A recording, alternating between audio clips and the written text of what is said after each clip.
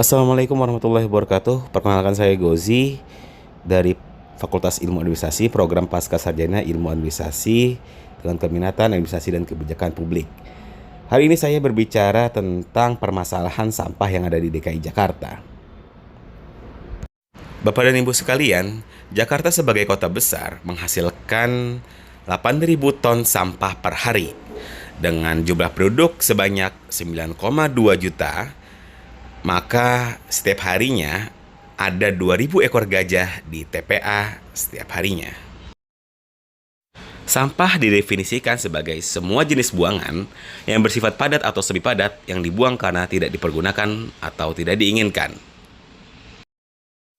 Menurut data yang ditemukan oleh Teknik Lingkungan UI pada tahun 2010, bahwa sebanyak 67% sampah merupakan sampah organik. Sampah organik merupakan sampah yang berasal dari tumbuhan dan hewan atau mudah diuraikan, yaitu bahan sisa makanan, kertas potongan kayu. Sedangkan sampah anorganik berasal dari plastik, kaca, karet, baterai, dan lain-lain yang sulit diuraikan. Berikut faktor-faktor yang mempengaruhi jumlah sampah, yaitu penduduk, sistem pengumpulan, pembuangan, geografis, faktor waktu, dan kebiasaan masyarakat, serta kemajuan teknologi. Sampah bersumber dari pemukiman, perdagangan, industri, pertanian, pengelolaan limbah, dan sarana pelayanan masyarakat milik pemerintah seperti puskesmas, rumah sakit, dan jalan umum. Pada akhirnya sumber-sumber sampah yang ada di Jakarta khususnya menjadi permasalahan bukan hanya menjadi milik warga Jakarta, tapi menjadi permasalahan nasional dan perlu ada inovasi yang bisa dilakukan untuk mencegahnya. Untuk itu, Dinas Lingkungan Hidup sebagai penanggung jawab permasalahan sampah di DKI Jakarta melakukan pengelolaan sampah yang kolaboratif dan berkelanjutan, yaitu optimalisasi pengurangan sampah dan peningkatan penanganan sampah yang berwawasan lingkungan.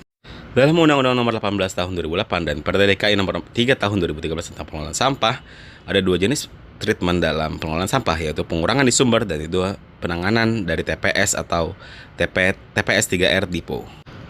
Pengumpulan sampah adalah proses penanganan sampah dengan cara mengumpulkan dari masing-masing sumber untuk diangkut ke pembuangan akhir.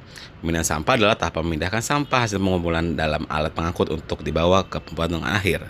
Pengolahan sampah adalah upaya untuk mengurangi volume sampah atau merubah bentuk menjadi lebih bermanfaat, seperti pengomposan, pengeringan, atau pendaur ulang.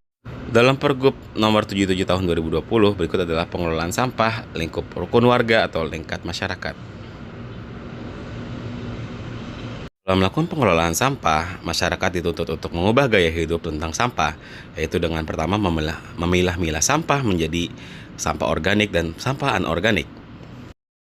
Pemprov DKI Jakarta sendiri meluncing bank sampah untuk mengelola sampah kering yang berasal dari rumah tangga. Setelah dari bank sampah, sampah kering tersebut diolah menjadi barang baru yang bisa dinikmati oleh masyarakat. Sedangkan sampah organik dibuat kompos yang bermanfaat untuk tanaman dan masyarakat. Berikut adalah kegiatan jemput bola yang dilakukan oleh Dinas Kebersihan ataupun Dinas Lingkungan Hidup dalam mengambil sampah dari masyarakat sebelum hadirnya bank sampah. Sampah diambil, ditimbang, dan masyarakat mendapatkan benefit berupa uang rupiah hasil sampah yang mereka kumpulkan. Dengan demikian, masyarakat terpancing untuk mengumpulkan sampah, memilah-milih sampah, dan kemudian tugas dari Dinas Lingkungan Hidup untuk mendaur ulang sampah tersebut. Namun begitu, perlu adanya inovasi lebih dalam pengelolaan sampah. Program Dinas Lingkungan Hidup terkait pengelolaan sampah tengah, yaitu peningkatan TPS menjadi TPS 3R, dan pembangunan ITF Intermediate Treatment Facility. Teknologi pemanfaatan dan pembuangan air sampah dengan cara pemusnahan menggunakan insenerator ataupun sanitary landfill. Sanitary landfill yaitu metode pembuangan sampah dengan cara menimbun, yaitu membuat galian parit dan juga melakukan metode rem. Sedangkan insenerator yaitu alat untuk membakar sampah secara terkendali melalui pembakaran dengan suhu tinggi. Suhu panas hasil pembakaran dapat digunakan sebagai penggerak generator untuk menghasilkan energi baru. Permasalahan pembangunan ITF ataupun pembuatan insenerator yaitu terkait pendanaan.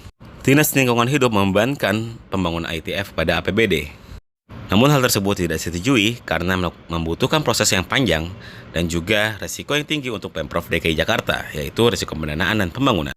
Akhirnya Pemprov DKI Jakarta dengan pergub yang dikeluarkan oleh Gubernur menunjuk Jakpro sebagai developer yang membangun ITF (Intermediate Treatment Facility). Jakpro sebagai badan usaha milik daerah meminjam modal untuk pembangunan ITF karena modal yang dipunyai hanya 337 miliar, sedangkan kebutuhannya hampir mencapai 1,3 triliun. Overloadnya Bantar Gebang juga menjadi perhatian Pemprov DKI dengan melakukan landfill mining di TPST Bantar Gebang dan juga melakukan refuse dairy fuel atau RDF plan di TPST Bantar Gebang. Dengan adanya ITF juga, Pemprov DKI Jakarta berencana membangun pembangkit listrik tenaga sampah. Pembangunan RDF sudah dimulai tahun 2022 dan diproyeksikan akan selesai di tahun 2024. Berikut adalah proses pembangunan fasilitas RDF dan LMTPST Bantar Gebang.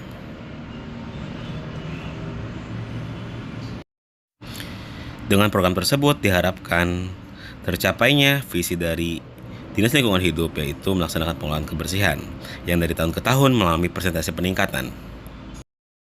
Dari sini kita bisa melihat bahwa permasalahan sampah di Jakarta menjadi permasalahan serius yang perlu diselesaikan.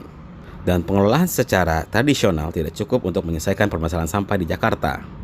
Diperlukan inovasi yang berbasis teknologi untuk menyelesaikan permasalahan sampah di Jakarta, yaitu dengan dibangunnya ITF dan RDF di Bantar Gebang.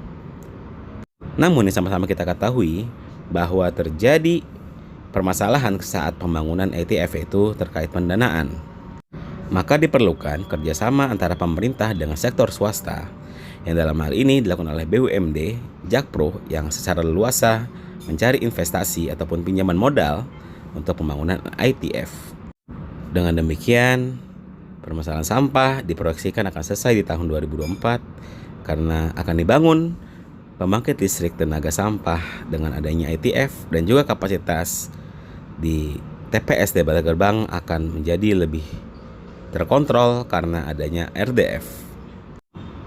Demikian paparan yang bisa saya sampaikan terkait inovasi pengelolaan sampah di DKI Jakarta. Assalamualaikum warahmatullahi wabarakatuh.